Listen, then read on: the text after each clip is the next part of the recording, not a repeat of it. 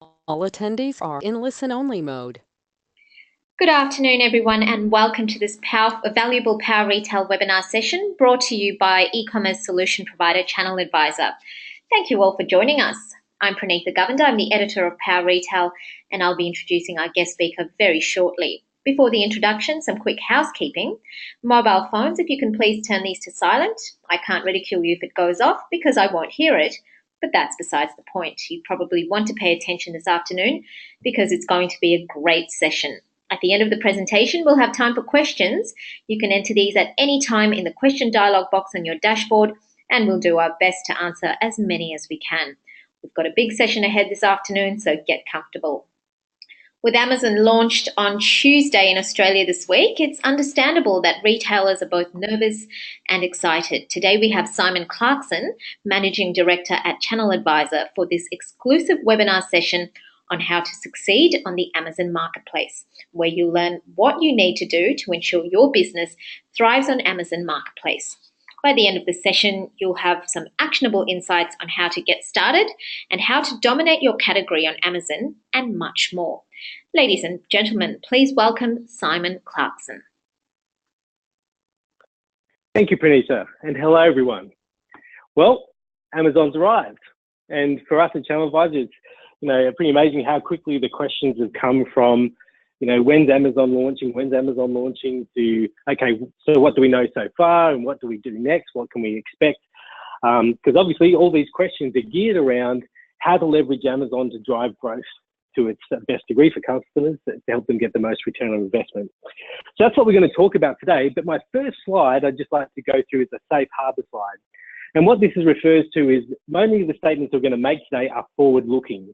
Now, what we've done is we've taken metrics and numbers from around the world where Amazon has a more mature presence. And we're going to have a look at some of that information to help sort of work out what's going to happen here in Australia. But please be aware that Australia is its own market and it has its own dynamics. So these are indicative only. So just be prepared and just remember that as we go through. I think a good way to start would be just to tell you a little bit about ChannelAdvisor so you can understand our perspective or the way we look at things. Our whole goal is to help brands and retailers to be able to sell more and do it more profitably and reduce the operational workload in making that happen. So the way we actually do this is we take product data or your inventory feed, for example. Then what we do is we structure and optimize that data for distribution into different channels or the ones that are most relevant to you. Now, they could be digital marketing channels like Google, Facebook, Pinterest, Instagram, comparison shopping engines, or it could be marketplaces like eBay, Walmart, TradeMe, Jet, Tmall, Lazada, and of course, Amazon is one of those as well, Amazon globally. And then what we do is we bring back a whole range of data, not just orders and traffic, but actual insights and analytics to help you make better decisions around getting the most out of your online investment and those channels.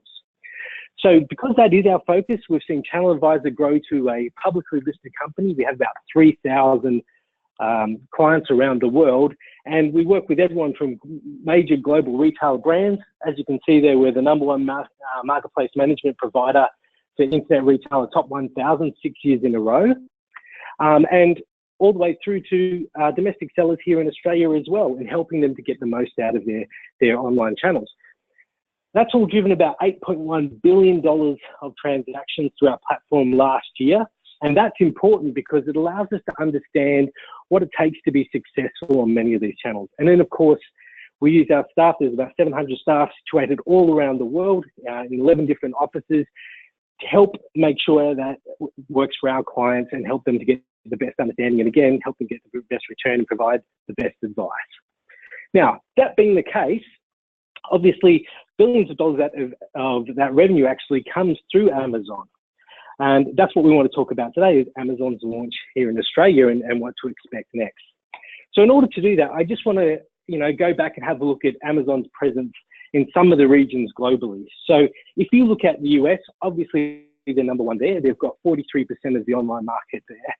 In fact, they're #1 across North America. They were obviously moved across into the UK. They've got about 27% market share there, so they're #1 in the UK.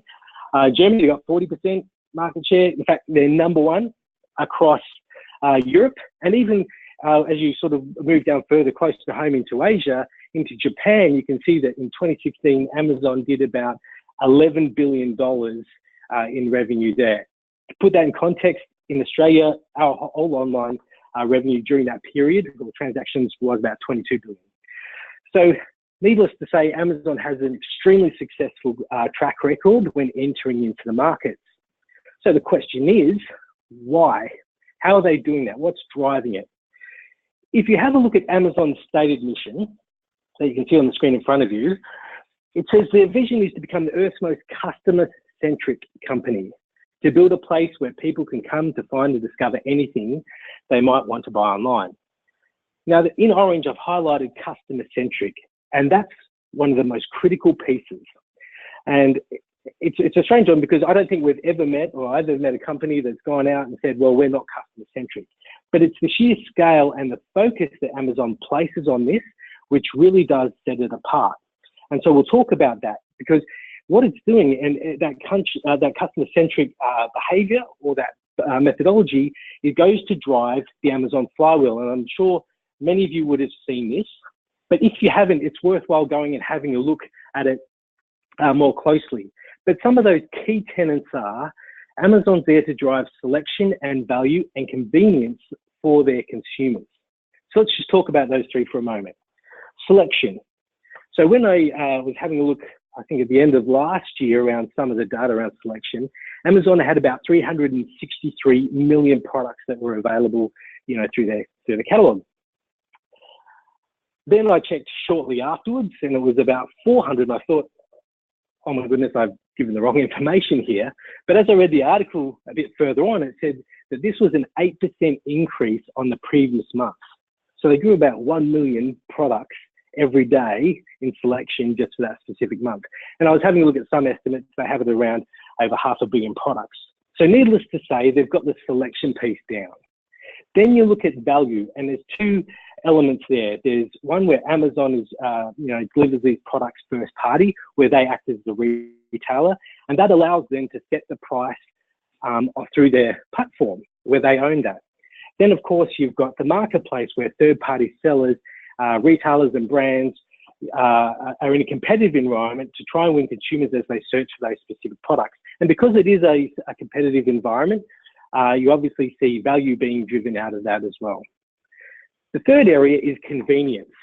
And again, this has a couple of different areas to it, but the first one I'd like to talk about is logistics, and how Amazon is focused on delivering products to consumers quicker and quicker. In fact, Amazon last year spent about $17 billion US on logistics. And that included, leasing 40 planes, thousands of trucks, drones, as you would have seen as well, ships, etc. Now, that wasn't there to specifically drive return on capital, but it was there to actually drive a return on customer experience, so they can help control and understand and make sure the customer's getting a great experience and getting products to them quicker. In fact, if you have a look at the timeline around Amazon's growth in this area, you can sort of see how pre-2005, it was on average about 3 to 5 shipping days. Then in 2005, they launched Amazon Prime, which was a free 2-day delivery for the subscription fee, as well as other benefits on top of that. Then Prime Now got introduced in 2014, which is 1 to 2 hours delivery, and Prime increased to $99. And that's available into over 30 different metro areas in that. So you can see how Amazon has focused on getting those products to the consumer quicker. Now, one of the major elements in that is obviously the Prime program, as you can see there. And to give you an idea, in the US, there are about 90 million Prime members. That's 1 in every 2 households is a Prime member, has a Prime membership. So it has significant breadth.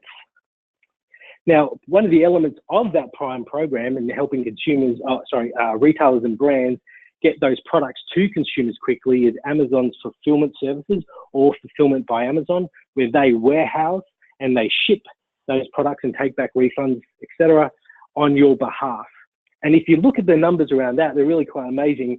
That last year, Amazon grew that land, if you want to call it that, or that space, about 30%. And in the US, about 43% of the US population is less than 30 kilometers away from the fulfillment center. And Amazon continues to keep building out that logistics and that logistics speed to ensure that the consumers get those products quickly. You'll see this as well, obviously, happen here in Australia, but obviously from 2005 to 2017, 2 years, but you'll see a tight compression of that timeline as it comes out. In fact, if you have a look at the amazon.com.au site now, you can see Amazon Prime is coming to Australia. Now, considering all the, I guess, infrastructure and effort that Amazon's going into driving those three key tenets, we can sort of have a look at the success that they've had. So in the US, talking about consumer spending, we saw, offline department stores go back about 6% year on year. But e-commerce retailers went forward about 11%. And when you look at that 11%, Slice Intelligence estimates that Amazon took over half, meaning that they grew more than everyone else combined. Now that's an amazing point, that Amazon grew more than everyone else combined. So the first question is, like, how are they doing that? What's the mechanism for it? Well, if you look at the slide in front of you, you can see where US product searches actually begin. Now, I'm going to point to three things on this slide. The first one is the orange columns. So it's saying there in 2016, 55% of product searches actually began with Amazon. Search engines were 28%, and then retailers were 16%. So more often than not, people go to Amazon before anywhere else. The second piece I'd like to point out is that Amazon were actually increased their share from 44% to 55% from the previous year, where everyone else declined in roughly equal measures, right? So Amazon's growing and taking the lion's share, and it's growing even more. A third point, which is not actually represented on the slide here, but it really goes to talk about the intent to purchase. If you look at a consumer, the top e-commerce companies, the top 500, their conversion rates are anywhere between 3.5%. To give you an idea, on Amazon.com, it converts at 13%. Amazon Prime members convert at 74%. Right? So, and even if you look at the numbers during this period or the holiday period last year versus this year, 92% of people that actually started their search on Amazon end up buying on Amazon. So the point of this slide is that not only is Amazon taking share and growing further and further, the intent to purchase and the way consumers interact it is they love it and they continue to buy from it. Now, one of the questions is what's sort of driving that product search? How is Amazon actually connecting to the consumer to make sure they go there? Well, it all started about 10 years ago with the release of the smartphone. And really, it could be said that Amazon really came into their prime when the product or the apps or with the invention of the smartphone, as more and more consumers went on and purchased and started to engage and understand products while they were on the move. And you can see how this has played out. Here's a survey that was done in the US, ages between 18 and 34. They asked them, what is the number one app that you cannot go without? And the number one app for that demographic was Amazon in the US, which is an amazing feat. You sit there and look at it, and Facebook was number 3. All because what it does is it allows consumers, while they're on the go, to be able to understand, to search products, look for pricing, all those sorts of things. I personally experienced this. I moved across to the US a while back, and I moved back to Australia a couple of years ago. But I think one thing that really impressed me was when I actually went out and started having a look to purchase products as I moved from a very small house in Melbourne to quite a large house in Texas. But one of the first things I went to buy is actually a television screen. And I walked into a retailer there, a major retail chain, and I used the Amazon app. I scanned the barcode. At that point, it was just a barcode. Now you can just use image recognition. You can just scan the entire product. And then instantly what I realized is not only giving me a price to see if I was getting a good deal, it came up with so many different options or bundles, previous models, but also had a look at product reviews. I could see what other people were saying about it. And instantly I found that I became a more informed consumer. And from that point on, and I'm sure that this is a regular thing over in the US, the bar that you set on the kind of products you scan to get and understand a bit more about gets lower, lower, lower, lower, to the point where it's just virtually everything. It's more out of interest. And that's where Amazon's seen a huge increase. On the flip side, from a retailer and a brand point of view, this can be a challenge as more and more consumers go and use their mobile, and it's not just through mobile browsing, it's through apps. I'm sure you've seen that. It's obviously taken place with social media as well. Is what do I need to do now? Does that mean I need to have an app? Because when you look at the average Australian adult with their smartphone, we have about 35 apps on average. And about 80% of our time is actually spent on 6 of those apps. So we don't actually download a whole bunch of brands and retailers to do that. So if you are going to look at it, the question is, how are we going to get our consumers or that user to regularly engage with that app? Here's where companies like Amazon have really bucked that trend, and marketplaces in general. If you have a look here in Australia, eBay is the #1 shopping app. If you look at even Catch Group, they've got about 1 million mobile shoppers.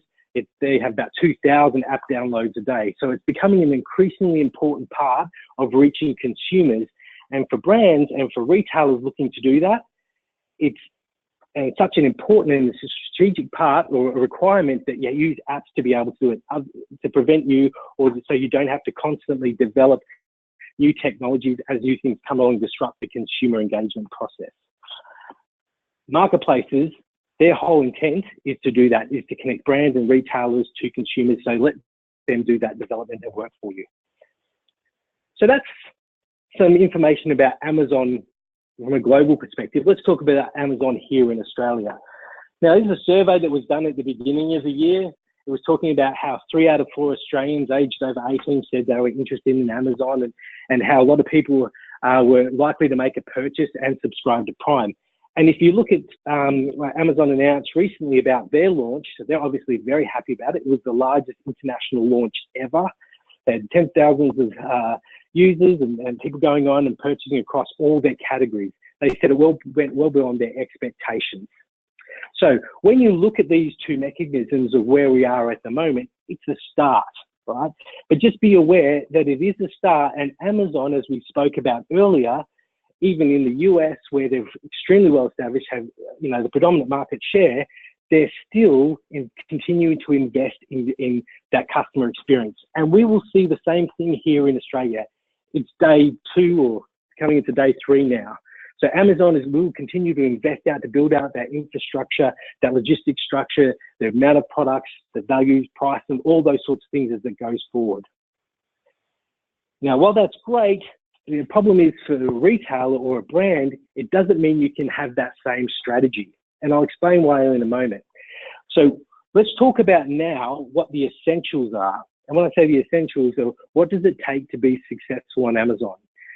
Now, obviously, in such a short and limited amount of time with a broad audience, you can't go into detail into some of these areas, but I thought I would highlight and touch on some of the key points. Firstly, it starts with the Amazon search box. Now, I'll go through and I just want you to keep in mind some of these metrics there as we go through some of these additional slides, but 76% of people start their search in the Amazon search box, meaning they type in the products they're looking for, as opposed to going to the left, doing a drop down and looking at the specific categories. 59% said they read the full product description. 49% said they view product reviews as the primary source that influences them. And 91% said they wouldn't consider purchasing something with less than 3 stars. So let's just remember that as we go through. Now, one of the first areas that you've got to look at and spend your time investing in is looking at how you can actually win the category. Now, I've taken the example of Amazon.com or the US site here for a specific reason. What you'll notice there, and it's just more for future planning, is this whole first page is actually taken by ads or marketing, okay? So you'll see that play out here in Australia as well. We won't go into it now due to time, but what we will do is we can have another session on that at a later date. So really what we're going to be looking at is this part here, which is the organic listings. How do you make sure that your products actually show up higher up the listings? Well, it all starts with product data. First and foremost, making sure that you provide relevant, detailed, and accurate data. And just like with Google, you need to keep optimizing that data. You can't set it once and then hopefully, it stays like that forever. Your competition will constantly keep optimizing as well, so you need to do that. So keep an eye on titles, have them structured in a way that's best practice, using search terms and search-friendly terms so people can find your products easy. And the descriptions need to be able to say, once you find them, give them enough information to be able to convert and make that decision around purchasing on it, and making sure you use images and Amazon valid values to the right degree so there's no confusion. Amazon wants customers to have a great experience on their site, so following those plans and the requirements of Amazon and what they require of you as a retailer and a brand is extremely important. Now, all that goes to make sure that your products show up, and then it's around conversion, or about winning the buy box. Now, the buy box is this part here, as you can see, flashing in the green box there. Now, that's over 80% of the conversions actually happen by people clicking on add to cart or click to purchase if you're actually logged in for many products. Now, different from eBay, eBay will sit there and list every single person that actually sells both headphones, whereas Amazon sits there and says, I'm going to combine you all into one product listing. So if you aren't the one winning that buy box, you are down here in the orange box here saying other sellers on Amazon, and you can see there are 23 others there. So in order to be successful on Amazon, you obviously need to win the buy box as often as possible. So the obvious question is how do you win the buy box? What does it take? Well, again, it all aligns back to that customer-centric business model that Amazon actually has. So you want to make sure that you're providing value by maintaining a competitive price. Now, it doesn't necessarily mean you have to have the absolute lowest price. It's not a race to the bottom, but be aware that it is a significant component. And Amazon, when they look at price, they look at shipping as well. So it's not just the product. Make sure you can get the products to the consumers quickly. So make sure you have enough stock, and make sure you deliver it as quickly as possible, because it'll look there and say, look at shipment times as well. Customer feedback is extremely important to make sure customers are getting communicated with. And when you see negative feedback, make sure you jump on that as quickly as possible and solve it, so you can reduce any seller history issues, which then comes to that seller metrics piece. By using those and making sure you've got pricing and good shipping times and good customer feedback, your goal is to build a strong sales history. And that's taken into consideration as well when the person selected for winning the buy box. Amazon wants you to be successful, and Amazon wants consumers to have a great experience. So just make sure that when you're looking at all these things, you try as hard as you can to address them as quickly as possible, so a consumer feels like they've got a great service from you, and Amazon will reward you for that. So the next question is, what if I've got thousands of SKUs or hundreds of SKUs and I'm across multiple different marketplaces, and if Amazon, for example, the buy box is so critical, what tools are out there that can help me do that? So what I thought I'd do is just show you how we at ChannelAdvisor, we help our customers to be successful on Amazon. So if you log into our platform, for example, you can see their marketplaces. If you select Amazon Marketplace and look at the competitive environment, what you can instantly see there and understand is your buy box attainment, how often you are getting that buy box. So you know instantly whether or not you're doing a good job. Then the next piece is, when I'm not winning it, out of this, I guess the 37% of the time that I'm not winning it, what does it take to actually win it? Where am I getting beaten? And that's where you can see here things around the Amazon buy box factors and those insights there. So in this specific situation, you can see Amazon's choosing another retailer because they're offering free shipping, or 90% of the time they're offering free shipping as one of the criteria. They look at a number of different things, obviously, but that's one of the areas there's a challenge there. So in this situation, or it could be, as you see there, has a shorter lead time to ship is 75%. So this kind of insight really does allow you to understand whether or not you're doing a good job, how successful you are at winning those consumers that go to Amazon, and what it takes to actually do it. So pricing is not too big an issue here, but if margin was, you could sit there and say, what I'm going to do is I'm going to add, a little bit of cost to maybe the product, but then what I'll do is I'll provide free shipping on that and see how that changes the buy box dynamic. By the way, over here in the yellow box, you can actually see who your competitors are, and you can see the amount of products that they have versus the ones that you sell, what their feedback rating, what their feedback count as well. So you can instantly see and understand what your competitive landscape is and do something about that. Now, what if pricing, where it says has lower price 40% of the time, what if that was 90% of the time, or that was one of the major impacts? That's where things like reprices are exceedingly or increasingly becoming important, especially here in Australia. You'll see this play out as it is overseas. ChannelAdvisor, for example, we have two types of reprices. We have an algorithmic reprice that you see there.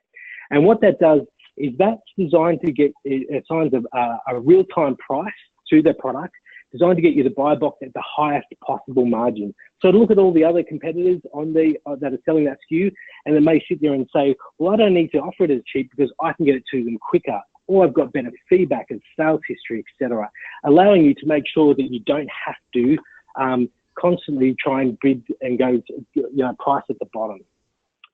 In fact, we've had many clients that this is such a critical part for. I use the example recently of Swiss Watch International. They switched this on. They received a 47% increase in the amount of products or value products that they sold through Amazon and over 50% more margin. That's how critical it is. Because especially when you've got a lot of products, what can be the temptation is to sit there and say, well, what I'm going to do is here's my products. I'm going to do cost +5 or cost +10, whatever it may be. And you may not need to do that. The other way is through a personalized rule-based repricer. And what that allows you to do is either match, beat, or provide some custom metrics around what it takes to win that buy box. Especially for brands that may be selling, you may want to match your retail network as opposed to trying to constantly manually manage that as well. So it gives you all those options to be able to sit there. To give you an idea, ChannelAdvisor last year during Cyber Monday, we made 100 million price changes in that one day for our customers. So it's a very important aspect moving forward as you look to be more and more successful on Amazon. So finally, to recap, first things first, before you go on, understand what is required from you as a retailer before jumping onto Amazon, because there may be some operational things or some financial things that you need to look at before going on there. But also have a look at the competition overseas on Amazon.com or in the UK or in other marketplaces as well, to see what they're doing and the kind of terms they're showing up for and their pricing models, just to understand and give you a better perspective around the kind of things you may need to do in a competitive environment here in Australia. Make sure you've got the right product data. That is critical. And continue to optimize and understand those metrics coming back to you, and so you can continue to improve. Just remember, your pricing strategy could be different from other channels. It may be more static on your own website or in other channels to market, but in marketplaces, often it's required to fluctuate a lot more. So be aware that that may be different from your current strategy. Get your products to consumers quickly. That's a really important part of a good customer experience. And then, of course, communicate them with regularly. Solve issues as quickly and as often as you can. Make sure your customers feel that love. It's the same as any other channel. All that will go designed to build your seller history and get customers' feedback. Get them to promote you, get them to give you feedback to say they had good experience. And many platforms, and ChannelAdvisor as well, of course, sit there and often prompt that feedback from their clients to help drive that success.